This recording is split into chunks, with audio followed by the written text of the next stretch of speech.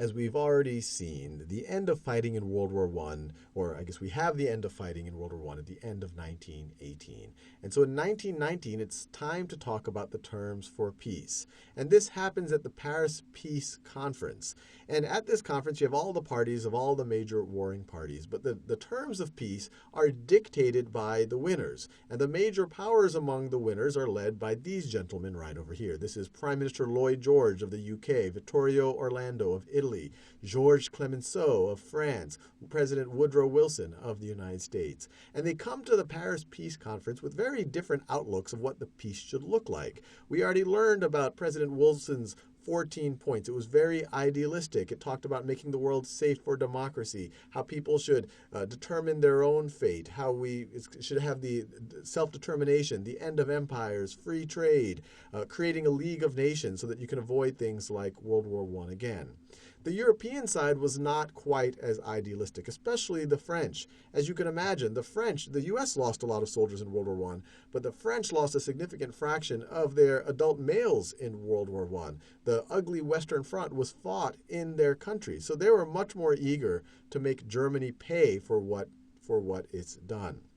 And so the terms of the treaty with Germany, the Treaty of Versailles, and the Treaty of Versailles, it's important to note, is only one of several treaties that came out of the Paris Peace Conference. It tends to get the most attention because it was a treaty with Germany, Treaty of Versailles, and many people blame it for being part of the cause for World War II. It so humiliated Germany that it was so unacceptable that it allowed a character like Hitler to come along and lead Germany back into war. But the Treaty of Versailles was the treaty with Germany. You have other treaties with the Austrians, and now since the Austro-Hungarian Empire is being broken up, the Hungarians, the Ottomans, so on and so forth. But the Treaty of Versailles did several things. First, and this was kind of in line with especially the French thinking, is it assigned the guilt to Germany. So war guilt for Germany.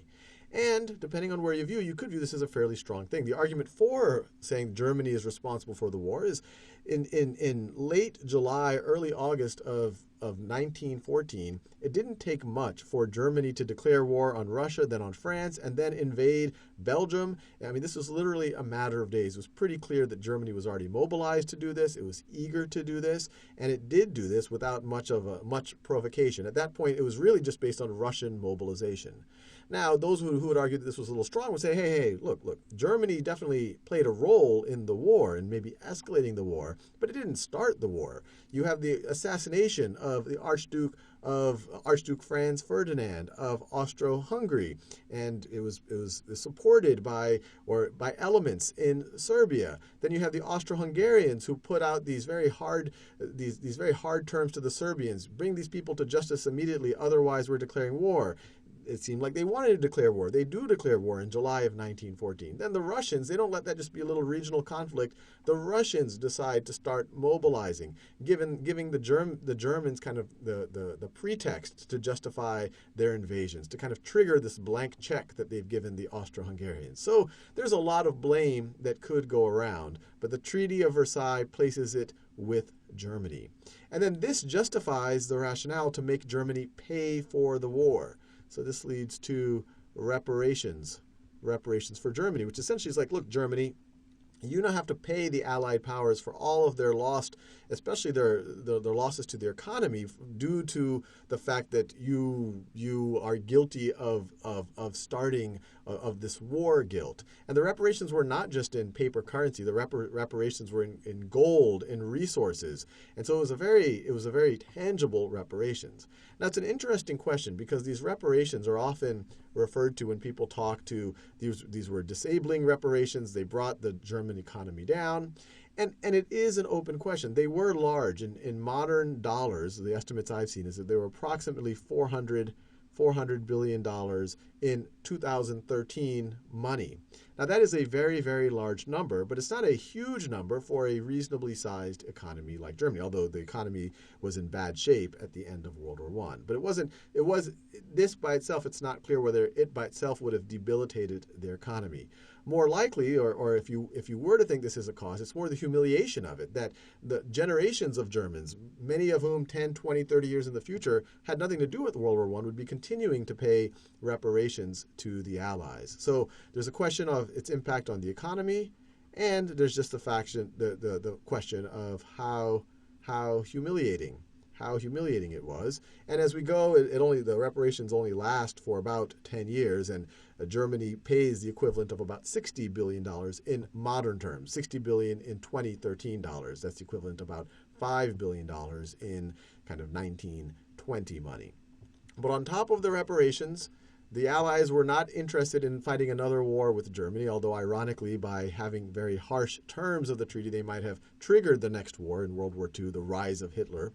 And since they didn't want to have another war with Germany, they essentially limited the German army to 100,000 men, which is a very small army. As we've seen in many of the battles, you had battles with 400,000 or 500,000 men. So this is pretty much almost just like a police force. It's not really an army, and they weren't allowed any longer to have submarines, U-boats, any kind of heavy military equipment, heavy artillery, military airplanes, battleships of any kind. So it was really just a scaffold of an army, so that there wouldn't be another, or they hoped there would not be another German invasion. And then on top of that, Germany was stripped of territory. And some of that was directly in Germany. Poland was carved out. Out of part of the German Empire. So this is the new Poland that's carved out of the Paris Peace Conference. So you see right over here, it kind of cuts Germany into two pieces. East Prussia is still part of Germany, but it's all by itself right out here. So Poland is cut out. Germany loses Alsace and Lorraine, which it captured in 1871 after the Franco-Prussian War. Mineral-rich region. The French have been eager to get it back. The Germans, actually, that was one of an arguable justification why they wanted to preemptively attack France, because they knew that France was eager to capture it back at some point in the future. But on top of that, Germany lost its colonies. And Germany was nowhere near as big of an empire as, say, the British or even the French. It was actually a fairly new country formed in 1871, but it did have an empire.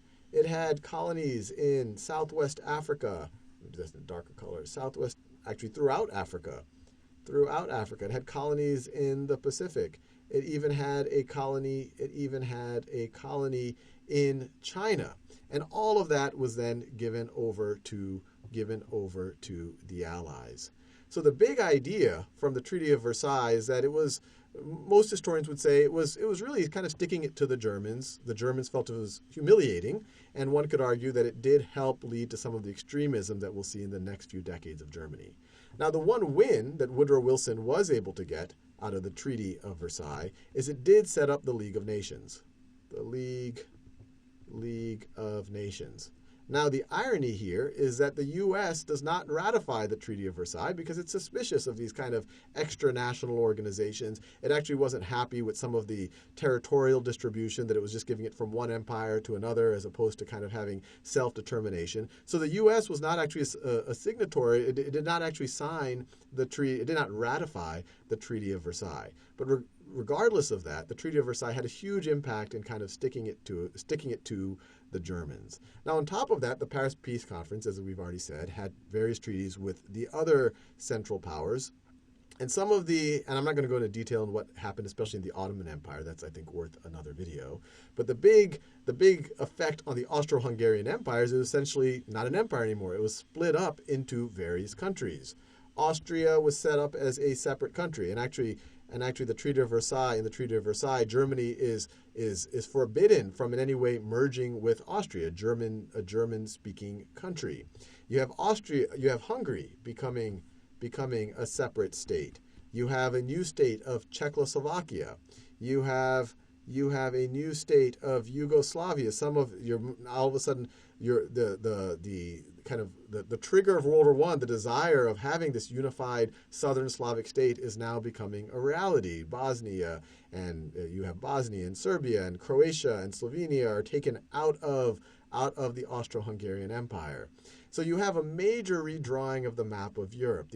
Some of these new nations here in Eastern Europe are out of the old Russian Empire. They were able to declare their independence. Some of it short-lived before kind of becoming satellite states or becoming part of the USSR, but they had their short-lived independence after the fall of the Russian Empire. So the map of Europe is dramatically changed due to the Paris Peace Conference, the Treaty of Versailles, the fall of the Russian Empire, and the other treaties that were outcomes of World War I.